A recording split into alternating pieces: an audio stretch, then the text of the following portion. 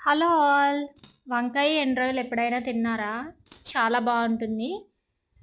ఆ కర్రీ ఎలా చేయాలి ఈ వీడియోలో చూసేయండి. ముందుగా తెల్ల వంకాయలు ఒక పావు కేజీ తీసుకొని ఇలా చిన్న ముక్కలుగా కట్ చేసుకొని ఉప్పు నీళ్ళల్లో వేసి పెట్టుకోవాలి, లేకపోతే వంకాయలు నల్లగా అయిపోతాయి. ఇప్పుడు కడాయిలో ఒక స్పూన్ ఆయిల్ వేసుకొని ఒక 2 పచ్చిమిరపకాయలు చిన్న ముక్కలుగా కట్ చేసుకొని వేసుకోవాలి. అదే టైంలో ఎండ్రాయిలు నీట్గా క్లీన్ చేసి పెట్టుకొని వాటర్లో కడిగి ఇలా ఆయిల్లో వేసుకొని ఒక 2 నిమిషాల పాటు ఫ్రై చేసుకోవాలి. మనకి ఎండ్రాయిలు ఫ్రై అయ్యాయని ఎలా తెలుస్తుందంటే ఎండ్రాయిలు ఫ్రై అయిన తర్వాత మనకి స్మెల్ వస్తుందనమాట. అంటే వాసన వస్తుంది. ఆ వాసన వచ్చినప్పుడు మనకి ఫ్రై అయిపోయినట్టే. ఇప్పుడు మనం కడిగి పెట్టుకున్న వంకాయ ముక్కలు ఆయిల్లో వేసేసుకొని బాగా కలుపుకోవాలి. వంకాయ ముక్కలు బాగా మగ్గిపోవాలి. 1, 2 సార్లు బాగా కలుపుకొని మూత పెట్టి ఒక 10 నిమిషాలు అలాగే వదిలేయాలి.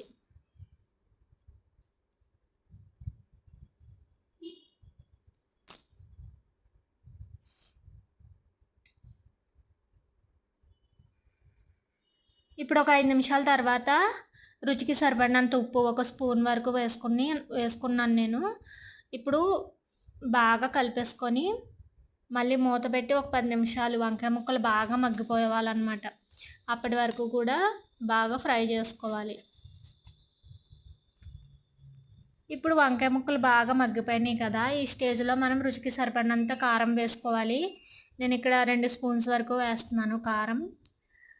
స్పైస్ ఎక్కువ తినలేని వాళ్ళు ఒక స్పూన్ అయినా వేసుకోవచ్చు. కారం ముక్కలన్నిటికీ పట్టేట్టుగా బాగా కలుపుకొని మూత పెట్టేసుకొని ఒక 2 మినిట్స్ వరకు వదిలేయాలి.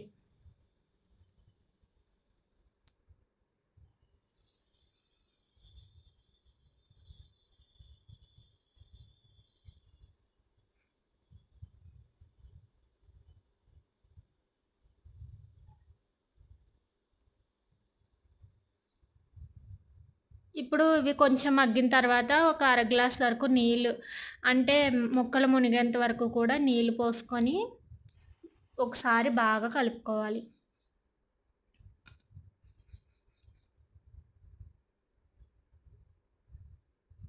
ఇప్పుడు మూత పెట్టుకొని ఒక 10 నిమిషాలు వదిలేసామంటే మనకి కర్రీ అనేది రెడీ అయిపోతుంది.